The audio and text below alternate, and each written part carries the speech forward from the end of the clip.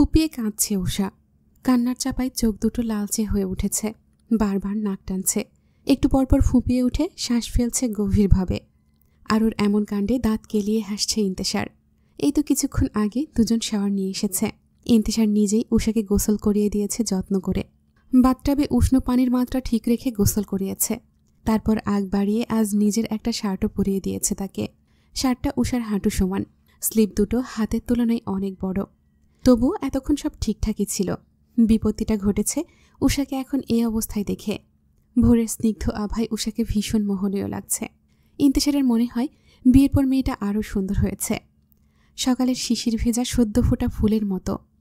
ইন্তেশার তাকিয়ে থাকে, দেখতেই থাকে। উষা তখন ফুপিয়ে বলে ওঠে, হাসছেন কেন আপনি? হাসি থামান বলছি। আমার ভীষণ রাগ লাগছে আপনার ওপর, অসভ্য ডাক্তার। ইন্তেশার এবার জোরে হেসে ওঠে, দৃষ্টিটা সোজা আবদ্ধ করে বউয়ের রাগান্বিত মুখটার দিকে। এক দৃষ্টিতে চেয়ে থেকে বলে ওঠে, রাগ করো না সোনা, স্বামী যদি বউকে কাছে পেতে চায় তাহলে এখানে দোষ কোথায়? উষা নাক টেনে জবাব দেয়, কিছু দোষের না, তবে একটু আগে এত পাগলামি করেও আপনার হয়নি, আবার কাছে আসতে চাইছেন কেন? ইন্তেশার ওকে আর কিছু বলার সুযোগ না দিয়ে নিজের অধর চেপে ধরে উষার অধরে। অনেকটা সময় নিয়ে চেপে রাখে সেই অধর জোড়া। ইন্তেশারের কাজ জড়িয়ে উষা নিজের দুই হাত শক্ত করে আঁকড়ে ধরে আবেশে। সম্মতি পাওয়ার পর ইন্তেশার আরও মত্ত হয় ভালোবাসার খেলায়। ইন্তেশারের ঠোঁট ধীরে ধীরে সরে আসে উষার গালের পাশে, কানের নিচে, ঘাড়ের বাঁকে। প্রতিটি ছোঁয়া নরম, ধীর, ধৈর্য ভরা। যেন সে ভয় পাচ্ছে কোথাও বাড়তি চাপ পড়ে গেলে উষা ব্যথা পাবে। উষার শ্বাস ভারী হয়ে আসে, গলার কাছে একটা উষ্ণ ঢেউ জমে ওঠে। ওর আঙুলগুলো আরও শক্ত করে জড়িয়ে ধরে ইন্তেশারের কাঁধ, যেন সেই মুহূর্তটা হঠাৎ কোথাও হারিয়ে না যায়। শার্টের কাপড়টা চুলের পানিতে ভিজে গায়ে লেপটে গেছে। ইন্তেশার কপাল ঠেকিয়ে রাখে উষার কপালে। চোখ বন্ধ করে দুজনেই শ্বাসের স্রোতে মিশে যায় একসাথে। ঘরের আলো কম, পর্দার ফাঁক দিয়ে হালকা আলো এসে পড়ছে তাদের দুজনের ওপর। সেই আলোয় উষার চোখের কোণায় আটকে থাকা পানির দাগটা ঝলসে ওঠে। আর ইন্তেশার সেই দাগে আলতো করে চুমু রেখে বলে, এখন আর কাঁদতে নেই। বাইরে তখন ভোরের আলো ফুটতে শুরু করেছে। অন্ধকার ধীরে ধীরে মিলিয়ে গিয়ে দিনের আলো চারিদিকে ছড়িয়ে পড়েছে। পাখিরা নিজেদের নিড় ছেড়ে আকাশে উড়াল দিচ্ছে খাবারের খোঁজে। আর ঘরের ভেতর দুই কপুত কপতি নিজেদের নীরব জগতে ব্যস্ত, ভালোবাসাকে স্পর্শযোগ্য করে তুলতে। 40 ঊর্ধ্ব এক লোক আয়েশি ভঙ্গিমায় সোফায় হেলান দিয়ে বসে আছে। খাটো গড়ন, মাথার চুল পাতলা, কিন্তু হাতে ও গলায় ভারী স্বর্ণের চেন ও আংটি চিকচিক করছে। পানের লাল দাগে রাঙা দাঁতে ছড়িয়ে আছে বিশ্রী এক হাসি। হাসিটা দেখলেই আতঙ্ক কাজ করবে। লোকটার নাম মান্নান মাস্তান। এলাকায় নামডাক অনেক, তার নাম শুনলেই মানুষ দরজা বন্ধ করে দেয় ভয়ে। ঘরের বাকি পাশে দাঁড়িয়ে আছে 7-8 জন সাঙ্গপাঙ্গ। সকলের হাতেই ছুরি, রড, লাঠি, চোখে হিংস্রতা। একতলা বাড়ির সিমছাম বসার ঘরটাই আজ যেন বন্দিশালা। বাতাসও থম মেরে আছে।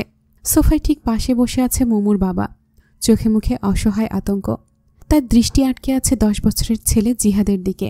ছোট ছেলেটা কাঁদছে, কান্নায় কেমন হাঁপাচ্ছে।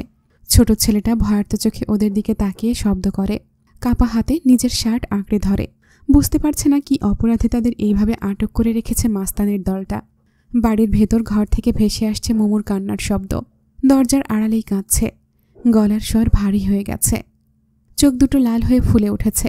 তবুও হাতের পুরনো বাটন ফোনটা আঁকড়ে ধরে বারবার কারো নাম্বারে ডায়াল করছে। বাড়ির সব ফোন আগেই কেটে নিয়েছে মান্নানদের লোকেরা, কিন্তু এই একটা ফোন লুকিয়ে রেখেছিল মোমু ব্যাগের এক্সট্রা জায়গায়। বারবার ফোন দিতে থাকে মেয়েটা, তবে ওপাশে কেউ ধরছে না। মোমুর মা মীরা বেগম আতঙ্কে ওর হাত ধরে ফিসফিস করে তাগাদা দিয়ে বলে, তাড়াতাড়ি কর মা, কেউ এলে আরও বড় বিপদ হবে। এখন তারাই শেষ ভরসা, এখানে পুলিশরাও সাহায্য করবে না আমাদের। এমন সময় ঘরের বাইরে মান্নানের কর্কশ কণ্ঠ ভেসে আসে, সময় শেষ, সিদ্ধান্ত নাও। কথা শেষেই মান্নান মাস্তান ইশারা করতেই তার লোকেরা মোমুর দরজার দিকে এগিয়ে যায়। ধাক্কা দেওয়ার আগেই ফোনটা এবার রিসিভ হয়। মারোয়া ঘুম জড়ানো কণ্ঠে বলে ওঠে, মোমু, আমি ঘুমিয়েছিলাম, সরি সোনা, রাগ করিস না ফোন না ধরার জন্য। কি হয়েছে বলতো এখন? হঠাৎ মোমুর কান্নার শব্দ তীব্র হয়ে ওঠে। চোখে পানি মুছে নিয়ে মোমু উদ্বেগ ভরা কণ্ঠে বলে, মারোয়া, আমাদের উদ্ধার কর। তৎক্ষণাৎ মারোয়া চমকে ওঠে, বিচলিত স্বরে জিজ্ঞেস করে, মোমু, কান্নাটা থামা আগে, কি হয়েছে খুলে বলতো? এভাবে কাঁদলে কিভাবে সাহায্য করব? মোমু কাঁপা কাঁপা কণ্ঠে বলে, আমাদের এলাকার মাস্তানটা আমাকে পথ চলার সময় জ্বালাতন করত, আমি এড়িয়ে যেতাম, বারংবার বাজে ইশারা করত, আমার পরিবারের সাথেও খারাপ আচরণ করত। কিন্তু আজ শয়তানটা সঙ্গে কাজে নিয়ে হাজির হয়েছে। সকালে আমি থাপ্পড় দিয়েছিলাম, জানোয়ারটা আমায় ধরেছিল। এটাই হয়তো তার প্রতিশোধ। এখন বলছে আমাকে বিয়ে করবে, আর আমার ছোট ভাইকে আটকে রেখেছে মারোয়া। মারবে বলে হুমকি দিচ্ছে। প্লিজ বাঁচা, আমাদের হাতে বেশি সময় নেই। বাইরে জোচ্চোরের দলটা, আর আমি ঘরে লুকিয়ে ফোন দিয়েছি। মুমু ফুপিয়ে ফুপিয়ে আর একটু কথা বলতে চাওয়ার আগেই হঠাৎ ফোনটা বন্ধ হয়ে যায়। সেভাবে কখনো প্রয়োজন না থাকায় ফোনটা তেমন চার্জ করা হয় না, চার্জ না থাকায় কল কেটে যায়। এদিকে ফোন হাতেই স্তব্ধ হয়ে মুমুর কান্নার তীব্রতা বাড়ে। মীরা বেগম মেয়েকে জড়িয়ে নিয়ে কাঁদতে থাকে। শয়তানের বিরুদ্ধে কথা বলার কেই বা সাহস রাখে? মারোয়া আতঙ্কগ্রস্ত হয়ে ছুটে যায় জিয়ানের ঘরে সাহায্য ডেকে আনতে। মাথা শূন্য মারোয়ার। ধাক্কা দিয়ে দরজা ঠেলেই নজরে আসে ল্যাপটপ কোলে বড় ভাইকে। জিয়ান এক মনে হাসপাতালের কিছু রোগীর লিস্ট চেক করছে। হাঁপাতে থাকা ছোট বোনের দিকে নজর যেতেই ল্যাপটপ বন্ধ করে ফেলে। আগ বাড়িয়েই জিজ্ঞেস করে, হাঁপাচ্ছিস কেন মারু, কি হয়েছে? মারোয়া ছুটে গিয়ে বড় ভাইকে জড়িয়ে ফুপিয়ে কেঁদে ওঠে। হঠাৎ এমন কান্নার কোনো কারণ খুঁজে না পেয়ে জিয়ান হতবিহ্বল হয়ে পড়ে। বোনকে জড়িয়ে নিয়ে মাথায় আলতো করে হাত বুলিয়ে শান্ত করার চেষ্টা করে। বিকেলের শেষ প্রহর। পাখিরা নিজেদের নিড়ে ফিরতে ব্যস্ত। সারাদিনের জীবিকা শেষে তারা যেন একটু শান্তির খোঁজে ছুটে চলেছে। আকাশ জুড়ে আজ নরম কমলা আভা মেখে আছে। বড় বড় অট্টালিকার কাঁচগুলোতে সেই রং প্রতিফলিত হয়ে শহরটাকেই যেন এক অন্য কোমলতায় ঢেকে দিয়েছে। খানবাড়ির ছোট ছেলের আলিশান ঘর থেকে গুনগুন করে ভেসে আসছে মিষ্টি গলার গান। চিকন মেয়েলি গলার সুরে সেই স্নিগ্ধ গান যেন চারপাশকে করে তুলেছে আরও কোমল। বাহিরের শান্ত পরিবেশের সাথে মিলেমিশে গানটা যেন বাতাসে ঘোর লাগিয়ে দিচ্ছে। বারান্দায় দাঁড়িয়ে আছে উষা। ভেজা চুল পিঠ জুড়ে ছড়িয়ে পড়েছে। চোখ দুটো বন্ধ, ঠোঁট জোড়া মৃদু নড়ছে সুরের সাথে। পরনে তাঁতের শাড়ি। ফর্সা ত্বকের উজ্জ্বলতায় যেন শাড়িটা নিজেই দীপ্ত হয়ে উঠেছে। কোমরের কাছে সামান্য উন্মুক্ত। অনভ্যস্ত হাতে আজ প্রথমবার শ্বশুরবাড়িতে শাড়ি পরেছে, যার দরুন ফর্সা ত্বকটুকু দেখা যাচ্ছে। শাড়ির আঁচলটা মেঝে ছুঁই ছুঁই। সেই সকালবেলা ইন্তেশার বেরিয়েছে কাজে, অথচ মেয়েটার মন এখনও উদাসীন। রাতভর ইন্তেশারের করা প্রতিটি আচরণ, প্রতিটি স্পর্শ, প্রতিটি শব্দ যেন ভেসে বেড়াচ্ছে ওর মনের কোণে। স্মৃতিগুলো মনে পড়তেই উষার ঠোঁটে ফুটে ওঠে এক লজ্জামাখা হাসি। চোখ খুলে গভীর শ্বাস ফেলতেই বুকটা তীব্রভাবে ওঠানামা করে। মনে হয় ভেতরে কোনো অজানা অনুভূতি যেন ঠিকরে বেরিয়ে আসছে। এমন সময় আকস্মিক মেয়েটার উদাসীনভাবে টনক নড়ে ঠান্ডা কিছুর স্পর্শে। ঠান্ডা স্পর্শে উষার উদাসীন ভাব কেটে যায়। স্পর্শটা ধীরে ধীরে গভীর হতে শুরু করেছে। কোমর গলিয়ে সোজা নেমে আসে নাভির পাশে। হঠাৎ দম আটকে আসে মেয়েটার। পেটের উপর হাত রাখে স্বতঃস্ফূর্তভাবে। ঠিক তখনই ইন্তেশার শক্ত হাতে জড়িয়ে ধরে ওর কোমল দেহখানি। উষার নিঃশ্বাস নিতে কষ্ট হয়। চোখ বন্ধ করে স্থির থাকে সেই অবস্থায়। ইন্তেশার ওকে টেনে নেয় নিজের দিকে, মুছে দেয় মধ্যকার সব দূরত্ব। আসলে সে ঘরে ফিরেছে অনেক আগেই, কিন্তু বউ তার নিজের মগ্নতায় এমনভাবে হারিয়েছিল যে টের পায়নি তার উপস্থিতি। এতক্ষণ ইন্তেশার নীরবে তাকিয়েছিল ওর দিকে। উষার করা প্রতিটি নড়াচড়া, প্রতিটা শ্বাস, প্রতিটা হাসির রেখা গভীর দৃষ্টিতে পর্যবেক্ষণ করছিল। শেষমেশ নিজেকে সামলাতে না পেরে উষাকে টেনে নেয় বাহুবন্ধনে। ডান হাত দিয়ে সন্তর্পণে কাঁধ থেকে ভেজা চুলগুলো সরিয়ে গাঢ় চুম্বন বসায় ওর গ্রীবাদেশে। হালকা কেঁপে ওঠে উষা। নিঃশব্দে বুকের ভেতর ধকধক শব্দ বাড়ে। ইন্তেশার মৃদু হেসে উঠে চোখ খোলে। চোখে তার এক নেশামাখা দৃষ্টি।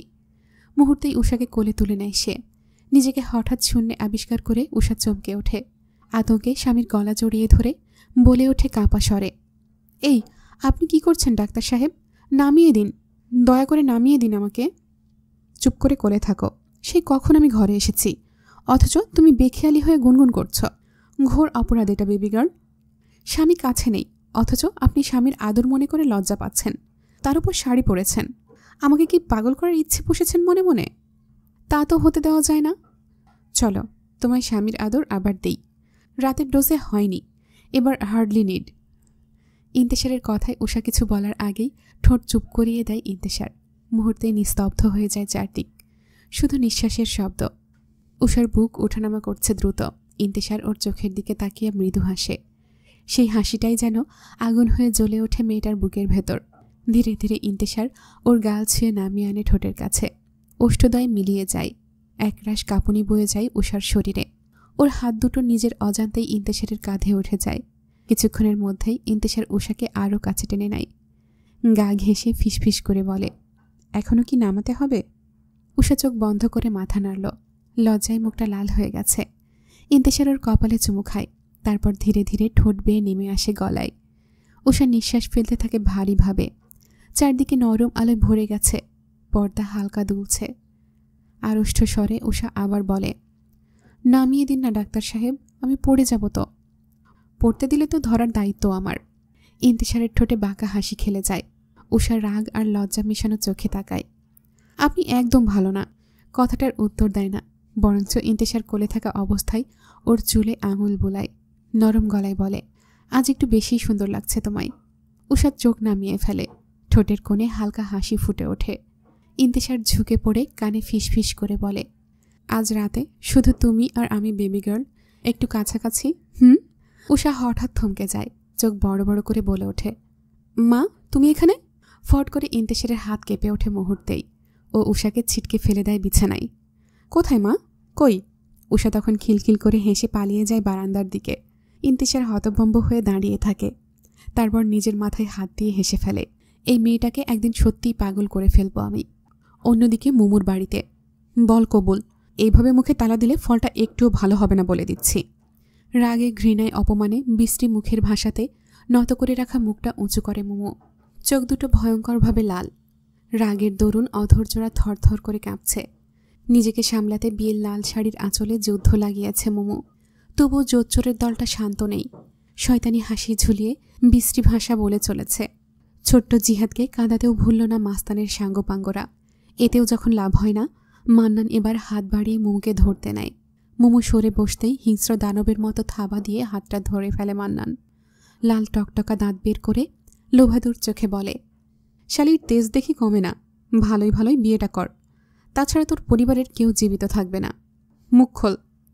সজোরে একদলা থুতু মান্নানের মুখের ওপর মারে মুমু।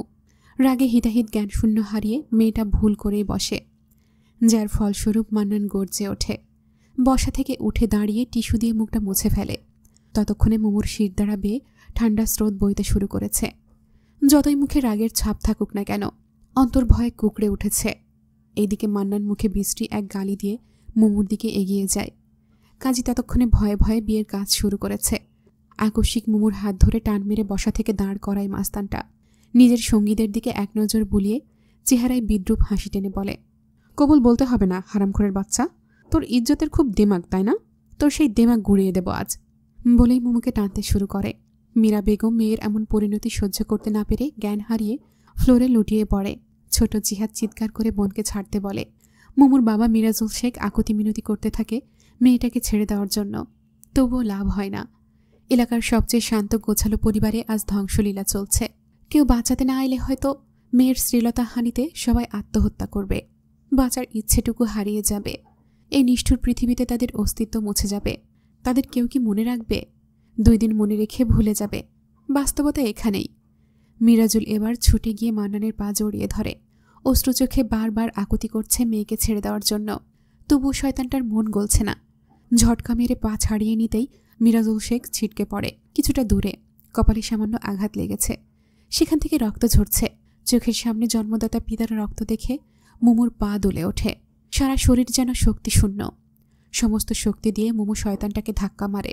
হাতটা আলগা হয়। মুমু দৌড়ে গিয়ে কাঁদতে থাকে পিতার হাত ধরে। মুমুর সাথে মিরাজুলও কেঁদে ওঠে।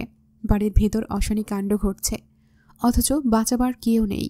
কেমন এই নিষ্ঠুর দুনিয়া, কেমন এই মানুষের দল যারা অন্যের বিপদে গা বাঁচিয়ে চলে। এইদিকে মান্নান ততক্ষণে আবারও ওদের দিকে এগিয়ে এসেছে।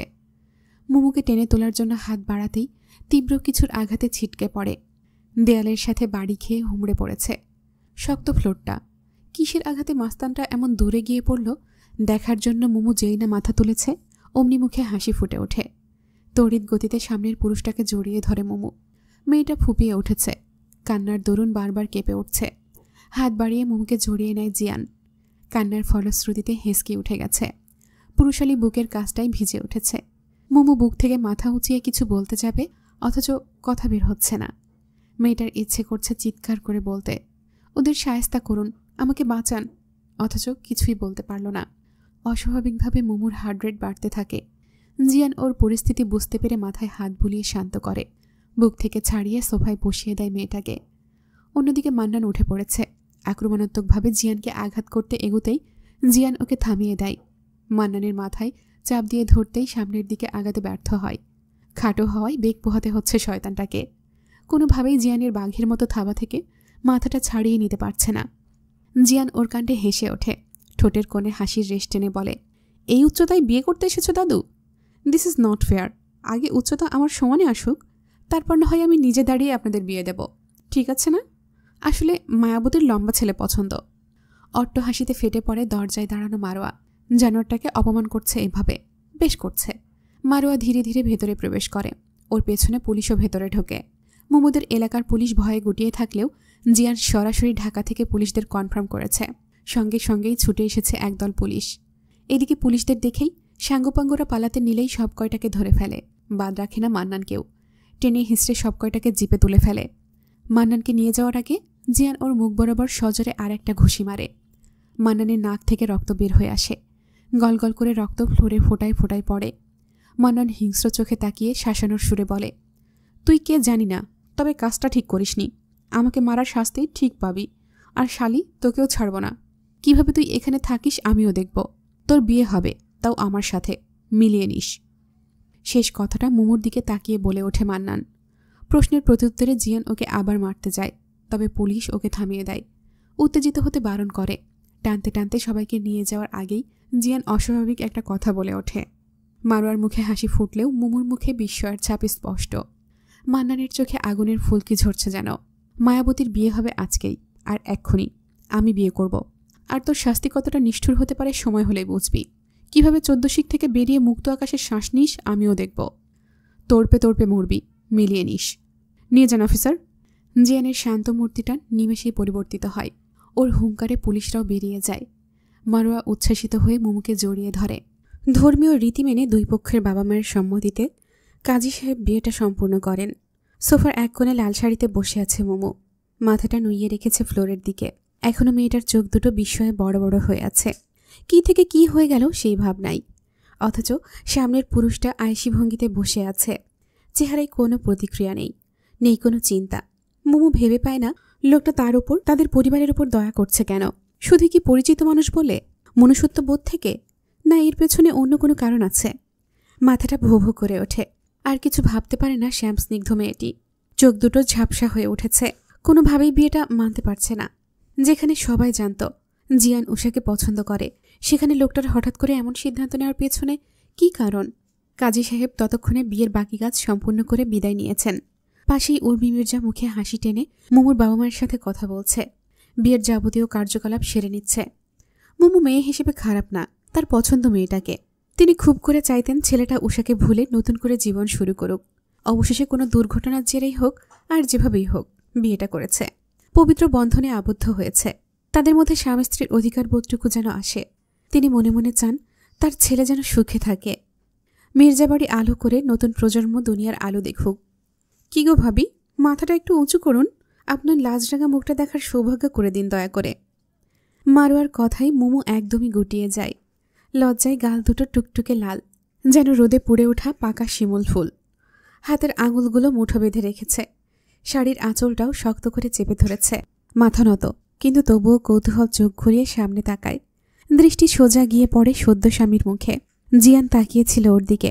দুজনের চোখাচোখি হতেই মুমুর বুক ধরফর করে ওঠে। এত কাছ থেকে লোকটাকে কখনো এইভাবে দেখেনি। জিয়ান ওর দিকে চেয়ে থাকে, চোখে প্রশ্রয় মাখা হাসি। আর সেই হাসিটুকুই মুমুকে আরও লজ্জায় পুড়িয়ে দেয়। মেয়েটা তড়িঘড়ি করে দৃষ্টি সরিয়ে নেয়। মনে হয় যেন চোরা আগুনে হাত ধরেছে। মারোয়া ঠোঁট কামড়ে দুষ্টু হাসি দেয়। আমার ভাই কি বেশি হ্যান্ডসাম ভাবি? এই কথাটুকুই যেন বজ্রপাতের মতো পড়ে মুমুর মাথায়। ওর লজ্জা সামলানোই দেয়। গলায় শুকিয়ে কাট, মুখের রং লালচে থেকে গাঢ় লাল। মুমু মনে মনে ভাবে, এই মেয়েটা কি আসলেই বান্ধবী, নাকি আজীবন শত্রুতা ঘোষণার দিন আজকে? ইচ্ছে করে মাথাটা যদি মাটির ভেতর গুজে রাখা যেত। মানুষের সামনে দাঁড়ানোর সাহস যেন উধাও হয়ে গেছে। মারোয়া আবারও খোঁচা দেয়, ভাবি, লাজুক মানুষদের আমরা কিন্তু খুব আদর করি, তাই না ভাইয়া? মুমুর কান পর্যন্ত লাল হয়ে যায়। লজ্জা সামলাতে না পেরে আঁচলে মুখ চাপা দিয়ে আবারও সিটিয়ে বসে। মারোয়া এবার মজা থামিয়ে নরম গলায় বলে, আচ্ছা আচ্ছা, আর ঠাট্টা করলাম না। ভাবি, আপনি উঠুন, যেতে হবে আমাদের। মোমো নিঃশ্বাস ফেলে, কিন্তু বুকের ভেতর তখনও স্বামীর সেই গভীর দৃষ্টিটুকু প্রতিধ্বনির মতো পাচ্ছে। মোমোর মনটা কেমন যেন নরম হয়ে যাচ্ছে অজান্তেই। কিছু পরে মোমোর বাবা মায়ের কাছে বিদায় নেয় উর্মি মির্জা। ছেলের বউ সকলে মির্জা বাড়ির উদ্দেশ্যে রওনা দেয়। রাত তখন 10টার কাছাকাছি। গাড়ির জানালাগুলি রাতের নরম হাওয়া ঢুকছে, তবে উর্মি মির্জার বুকের ভেতর ভারী হয়ে আছে। হঠাৎ বিয়ে, এখনো বাড়ির কোনো সদস্যই কিছু জানে না। বাড়িতে পৌঁছালে শত প্রশ্ন, সবকিছুর সম্মুখীন হতে হবে ভেবেই উর্মি মির্জা দীর্ঘশ্বাস ফেলে। তবুও শক্ত থাকতে হবে। যা হয়েছে সেটাকে স্বাভাবিক করে তোলাই এখন প্রথম কাজ। পরিবেশটা আপাতত সামলে নিতে পারলেই ধীরে ধীরে সব ঠিক হয়ে যাবে, এমনটাই নিজেকে বোঝাতে থাকে উর্মি মির্জা। গাড়ির ভেতরে নীরবতা নেমে আসে। উর্মি মির্জার চোখের সামনে ভাসতে থাকে আগামী ভবিষ্যৎ, যেখানে সে চেষ্টা করবে তার ছেলের বউকে ঘরের আপনজনদের মনে জায়গা করে দিতে।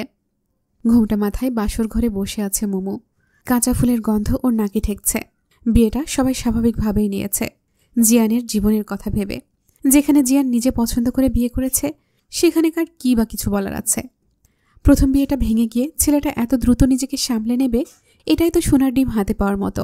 আপাতত মোমো যেন ফুলের রাজ্যে অবস্থান করছে।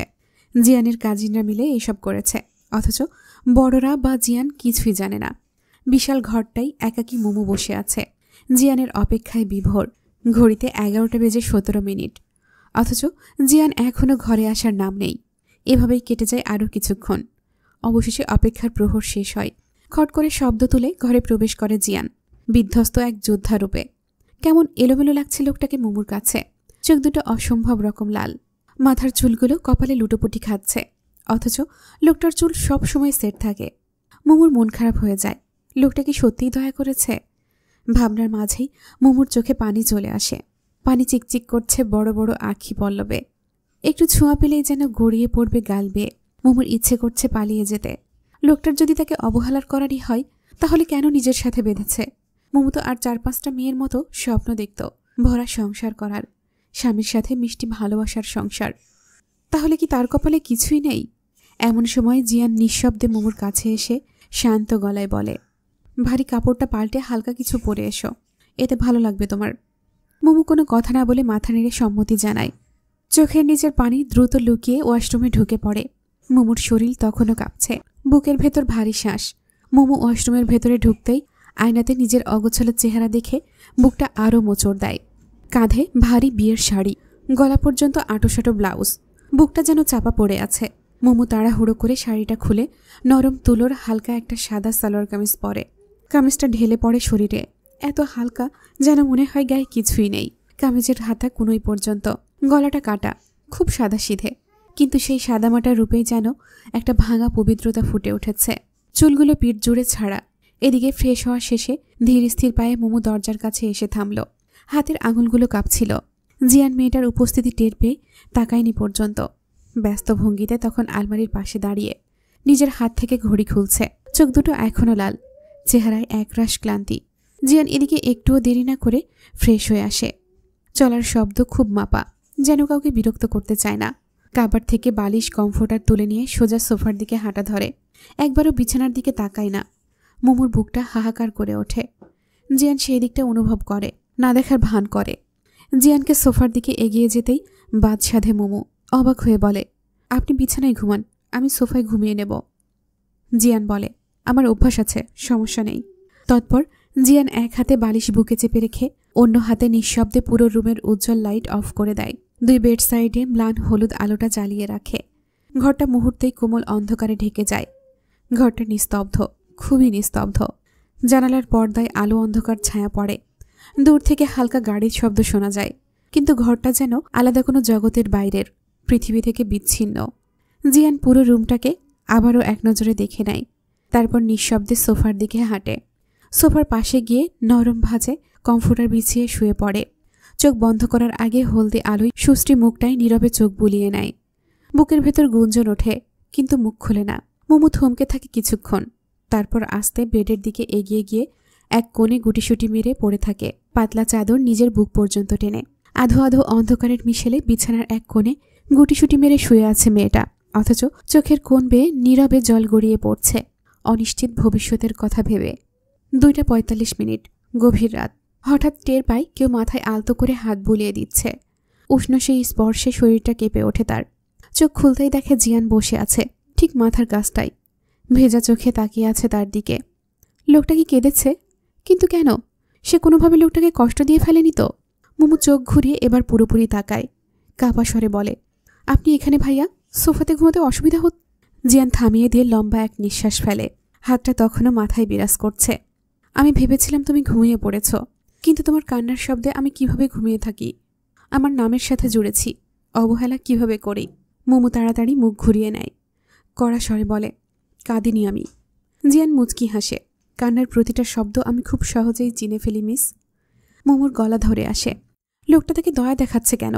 শুধুই কি মনুষ্যত্বের খাতিরে? হতেও পারে, বড় লোকরা সব বারে। অভিমানে ঠোঁট জোড়া দাঁত দিয়ে কামড়ে ধরে, তীব্র ব্যথায় চোখ খিচে ফেলে। চোখে পানি নেই, কিন্তু ডুকরে ওঠে মোমো। জিয়ান চুপ করে থাকে কিছুক্ষণ, অভিমানে সিক্ত মুখশ্রী দেখে নিয়ে ধীরে বলে, তোমাকে অস্বস্তি দিতে চাইনি। নতুন পরিবেশ, নতুন সম্পর্ক, তোমার উপর কোনো চাপ দিতে চাইনি। মোমোর চোখ ছলছল করে ওঠে। আপনি কি আমাকে দয়া করেছেন? জিয়ান মুহূর্তেই মাথা নেড়ে বলে, না মোমো, আমি কেন তোমাকে দয়া করব? আমি তোমাকে কোনো দয়া দেখাইনি। তোমাকে নিজের সাথে জুড়েছি আমার ইচ্ছেতে। আমি চাই তোমার সারাটা জীবন নিরাপদ হোক। আমি চাই তুমি নিজের পায়ে দাঁড়াও, নিজের শক্ত ভিত গড়ে তোলো। তোমার ভিত আঁকড়ে ধরার মাধ্যম শুধুমাত্র আমি। সেই ব্যবস্থাই এইটা। আমি তোমাকে কখনো ছোব না, যতক্ষণ পর্যন্ত তুমি নিজে থেকে আমার হাত ধরতে চাও। মোমোর বুকটা হু হু করে ওঠে। এতটা অপ্রত্যাশিত, এতটা নরম আচরণে তার গলা বুজে আসে। চোখ বেয়ে অশ্রু গড়িয়ে পড়তে শুরু করে টপ টপ করে। জিয়ান আলতো হাতে 2 আঙুলের সাহায্যে পানি মুছে দেয়। হঠাৎ এহেন কাণ্ডে মোমোর কান্না বন্ধ হয়ে যায়। অবাক চোখে তাকিয়ে থাকে লোকটার দিকে। বারবার লোকটা মোমোকে অবাক করে তুলছে। ভালো না বেশেও এইভাবে যত্ন করা যায়? মোমো জানত না। সে তো ভেবেছিল জিয়ান হয়তো তাকে বুঝবেই না, কিন্তু না, লোকটা তার দায়িত্ব পালন করতে জানে। মোমোর এক দৃষ্টিতে তাকানোতে জিয়ানের ভালো লাগে। তড়িঘড়ি মোমোর বাম পাশে শুয়ে পড়ে।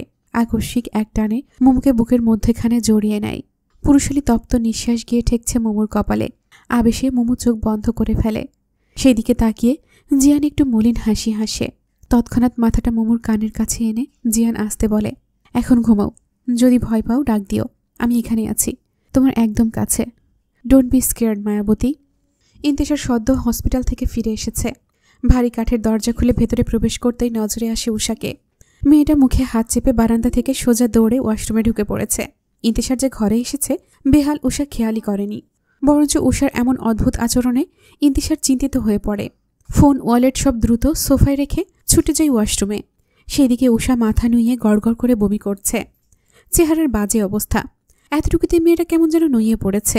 চোখ মুখ লাল হয়ে এসেছে। পেট চেপে রেখে আবারও বমি করছে। পেট মুচড়ে উঠছে বারবার, গা গুলিয়ে উঠছে। কোনো মতে নিজেকে সামলে পানি দিয়ে মুখ ধুয়ে ওঠে মেয়েটা। অমনি আবার বমি করে বসে। শরীর নিস্তেজ হয়ে এসেছে, কোনো জোর পাচ্ছে না। গা ছেড়ে দিতেই পুরুষালী হাত আঁকড়ে ধরে, টেনে ঘরমাত্ম বুকে জড়িয়ে নেয়। আধো আধো চোখে তাকাতেই নজরে আসে সুগঠিত সুপুরুষ, তার স্বামী। অসুস্থতার মাঝেও উষার মুখে হাসি ফুটে ওঠে। ওর এমন হাসি মাখা চেহারায় ইন্তেশার আরও চিন্তিত হয়ে ওঠে। কপালে ভাঁজ ফেলে অসংখ্য। বিচলিত চেহারায় প্রশ্ন করে, রূপাঞ্জল, গায়ে জ্বর বেঁধেছে কিভাবে? সারা গা পুড়ে যাচ্ছে। খুব বেশি কি খারাপ লাগছে? কোলে নেব? রুমে চলো, রেস্ট করবে। উষা 2 হাত বাড়িয়ে ইন্তেশারের গাল ছুঁয়ে দেয়। নরম কোমল স্পর্শে ইন্তেশার চোখ বুজে ফেলে। উষা দুর্বল শরীরে আদুরে কণ্ঠে বলে, রেড চেরি, আমি ঠিক আছি, রুমে চলুন প্লিজ। প্রত্যুত্তরে ইন্তেশার কিছু বলে না, শুধু উষার দিকে অপলক চেয়ে থাকে। দুর্বল ক্লান্ত মাখা মুখশ্রী, থমথমে চেহারাটা লাল বর্ণ ধারণ করেছে। লম্বা চুলগুলো এলোমেলো হয়ে কপালে লেপ্টে আছে। আচমকা উষা অনুভব করে সে শূন্যে ভাসছে। বুঝতে বাকি রইল না স্বামীর বলিষ্ঠ বাহুবন্ধনে আবদ্ধ সে। কাপা হাতেই ইন্তেশারের গলা জড়িয়ে নেয়। যেই ইন্তেশার এক পা সামনে এগোবে অমনি গড়গড়িয়ে প্রশস্ত বুকটাই বমি করে ফেলে উষা। বমিতে মেখে একাকার অবস্থা ঘরমাক্ত শার্টটার। উষারও জামা মেখে গেছে। এ অবস্থায় রুমে যাওয়া সম্ভব নয়। তাই তো বইয়ের গালে তপ্ত ঠোঁট জোড়া ছুঁয়ে আলতো স্বরে বলে, হঠাৎ জ্বর বাঁধিয়ে বমি করছো কেন রূপাঞ্জল? বাহিরের কোনো খাবার খেয়েছ? বারবার নিষেধ করেও কথা শোনো না। থাক সেসব, আগে পরিষ্কার হওয়া দরকার। একসাথে শাওয়ার নেই রূপাঞ্জল? এভাবে থাকা সম্ভব না, তুমি আরও অসুস্থ হয়ে পড়বে। তার থেকে ফ্রেশ হয়ে রুমে চলো, জ্বরটাও ছেড়ে যাবে। তোমার আরাম লাগবে শাওয়ার নিলে। তুমি শুধু শক্ত করে ধরে রেখো আমায়, আমি ফ্রেশ করিয়ে দিচ্ছি। উষা কথা বলার মতো অবস্থায় নেই। মুখ থুবড়ে পড়ে আছে ইন্তেশারের বুকে। ভেজা নিঃশ্বাস ওঠানামা করে তার কাঁধ জুড়ে। বইয়ের সারা শব্দ না পেয়ে ইন্তেশার আর অযথা কথা বাড়ায় না, বরং উষাকে শার্টে জড়িয়ে শক্ত করে তুলে নেয় বুকে। দ্রুত শাওয়ারের দিকে এগিয়ে যায়। শাওয়ারের ঠান্ডা বরফ পানি ছুঁতেই উষার পায়ের তলায় শিরশিরে ঠান্ডা ছড়িয়ে পড়ে। ফ্লোরে পা পড়তেই কুঁকড়ে যায় মেয়েটা। 2 হাত শক্ত মুঠো করে ইন্তেশারের শার্ট খামচে ধরে, যেন ঠান্ডা থেকে নিজেকে বাঁচাতে চাইছে। ইন্তেশার স্টিলের নব মুচড়ে ধরতেই ঝিরঝিরিয়ে পানি ঝরতে থাকে। উষার চুল ভিজে যেতে থাকে। কপাল বেয়ে পানি চোয়ালের ধার বেয়ে গড়িয়ে পড়ে নিচে। হাত বাড়িয়ে মেয়েটার সমস্ত ভূষণ খুলে ফেলে ইন্তেশার। যত্ন সহকারে চুলে শ্যাম্পু করিয়ে দেয়। তবে উষা ঠান্ডায় বারবার কাঁপছে বলে ইন্তেশার তাড়াতাড়ি গোসল শেষ করে ফেলে। শাওয়ার শেষে তোয়ালে মুড়িয়ে ইন্তেশার উষাকে কোলে করে রুমে নিয়ে আসে। রুমের হালকা আলোয় স্পষ্ট বোঝা যাচ্ছে উষার চোখ দুটো আধা বোঝা, মুখে অস্বস্তির ছাপ। জ্বরে চোখ মুখ শুকিয়ে গেছে। ইন্তেশার বিছানায় উষাকে শুইয়ে দিয়ে কাবার্ডের দিকে এগিয়ে যায়। পরনের জন্য কমফোর্টেবল সালোয়ার কামিজ নিয়ে আসে। আলগোছে উষাকে রেডি করে ইন্তেশার নিচে নেমে যায়। মেয়েটাকে কিছু খাওয়াতে হবে, পেটে কিচ্ছু নেই। কিছুক্ষণ পরে ইন্তেশার এক বাটি হালকা গরম স্যুপ নিয়ে আসে। সোজা উষার পাশে বসে। যত্ন সহকারে 1 চামচ স্যুপ উষার লালচে ঠোঁটের কাছে ধরল। উষা অনিচ্ছা সত্ত্বেও 2 চামচ খায়, কিন্তু মুহূর্তেই মুখ বিকৃত করে আবারও উঠে বসে বমি করে ফেলে। পুরো শরীরটা এবার ঝাঁকুনি দিয়ে ওঠে। ইন্তেশার তৎক্ষণাৎ উষাকে জড়িয়ে নেয়। চেহারায় উদ্বিগ্নতা স্পষ্ট। এদিকে উষার অসুস্থতার কথা বাড়ির অন্যদের কানে যেতেই দরজার সামনে একত্র হয় সবাই। সানা বেগম চুপ করে আছেন একপাশে দাঁড়িয়ে। তিনি কয়েকদিন ধরে লক্ষ্য করছেন মেয়েটা কিছু খায় না, নাকে গন্ধ লাগে, শরীর গুলিয়ে আসে। মেয়েটাকে জোর দিয়েও ডাক্তার দেখাতে পারেননি। বারবার উষা এড়িয়ে যেত, বলতো এমনি। তবে তার কাছে কিছু একটা খটকা লাগছে। সেদিন ঝালঝাল করে গরুর মাংস রান্না করেছিল, উষার পছন্দের খাবার, সেই জন্য। অথচ গন্ধ সুখেই দৌড়ে ওয়াশরুমে গিয়ে হড়হড় করে বমি করেছে। তার মন বলে মেয়েটা কিছু লুকাচ্ছে সবার কাছে। সানা বেগমের ডাকে রাফাত ছুটে আসে। সে একজন নামকরা ডাক্তার। সবার অনুমতি নিয়েই উষাকে শান্ত এবং পেশাদারী ভঙ্গিতে চেক করতে থাকে। পালস, রক্তচাপ, চোখের নিচের রং সবকিছু দেখে হঠাৎ রাফাতের ভ্রু খানিকটা উঁচু হয়ে ওঠে। মুখে আটকে রাখা এক চিলতে হাসি যেন সামলে রেখেছে। কয়েক সেকেন্ডের নীরবতার পর রাফাত হালকা গলা খাকারি দেয়। ইন্তেশার দাঁতে দাঁত চেপে অপেক্ষা করছে রাফাতের জবাবের আশায়। সবাইকে অবাক করে দিয়ে রাফাত দরজার দিকে হাঁটা ধরে। বাকিদের উদ্দেশ্যে বলে, ইনুকে রেখে আপনারা সকলে বাইরে আসুন। মুহূর্তেই সকলের মুখ ফ্যাকাশে হয়ে যায়। জটিল কোনো কিছু হয়েছে নাকি মেয়েটার? এই আতঙ্কে কারো মুখে কথা সরে না। রাফাত ভ্রুর ওপরে হাত রেখে একটু মনোযোগ দিয়ে উষার অবস্থা দেখে নেয়। তারপর সকলকে চোখের ইশারা করে বাইরে বেরিয়ে যেতে বলে। কণ্ঠে ছিল ডাক্তারদের স্বাভাবিক দৃঢ়তা, কিন্তু চোখে লুকানো এক রহস্যমাখা হাসি। সবাই বেরিয়ে যাওয়ার ঠিক আগেই দরজার কাছে দাঁড়ানো রাফাত হালকা করে ঘাড় কাত করে ইন্তেশারের দিকে চেয়ে 3 দেখিয়ে আঙুল তোলে। তারপর ঠোঁটের কোণে ঝলমলে দুষ্টু হাসি টেনে বেরিয়ে যায়। ঘর নিস্তব্ধ হয়ে যায়। শুনতে পাওয়া যায় শুধু উষার অগোছালো শ্বাস আর ইন্তেশারের তীব্র ধুকপুকানি। সবাই বেরিয়ে যেতেই ইন্তেশারের মুখ মুহূর্তেই কঠিন হয়ে ওঠে, যেন নিজের কাছেই হতভম্ব সে। ধীরে, খুব ধীরে সে তার 2 হাত বাড়িয়ে উষাকে নিজের কাছে টেনে আনে। রোগা, জীর্ণ শীর্ণ ক্লান্ত চেহারাটা ইন্তেশারের বুকে ঠেকে যায়। লোকটা 2 হাতে উষার চিবুক আলতো করে ওপরে তোলে। মুখটা নিজের দিকে ফেরাতেই ইন্তেশার সেই চোখের গভীরে অনেকক্ষণ তাকিয়ে থাকে। অবিশ্বাস, বিস্ময়, অপরাধবোধ মিশে যায় একসাথে। সে কিভাবে জিনিসটা বুঝতে পারেনি। ডাক্তার হয়েও নিজের স্ত্রীর এই অবস্থাটা ধরতে পারল না। কয়েকদিন যাবৎ যতবার উষাকে কাছে পেতে চেয়েছে, উষা দূরে সরে যেত। অদ্ভুত অজুহাত দেখিয়ে তাকে এড়িয়ে চলত। আজ সবকিছুর জটলা খুলে গেছে। সত্যটা মুখের সামনে দাঁড়িয়ে। ইন্তেশারের গলা ভারী হয়ে ওঠে। এক মুহূর্ত দেরি না করে সে উষার কোমর জড়িয়ে নিজের কোলের ওপর বসিয়ে নেয়। উষা হালকা চমকে ওঠে, কিন্তু প্রতিরোধ করে না। স্পর্শে মেয়েটার শরীর কেঁপে ওঠে। ইন্তেশার ধীরে যত্নে অদ্ভুত এক কোমলতায় উষার এলোমেলো ছিটানো চুলগুলো কানের পাশে গুজে দেয়। সেই স্পর্শে মেয়েটা আরও নিস্তেজ হয়ে পুরুষালী প্রশস্ত বুকটায় হেলে পড়ে। স্বতঃস্ফূর্তভাবেই ছোট দেহখানি বুকে চেপে কাতর কণ্ঠে শুধায়, রূপাঞ্জল, তুমি কি প্রেগন্যান্ট?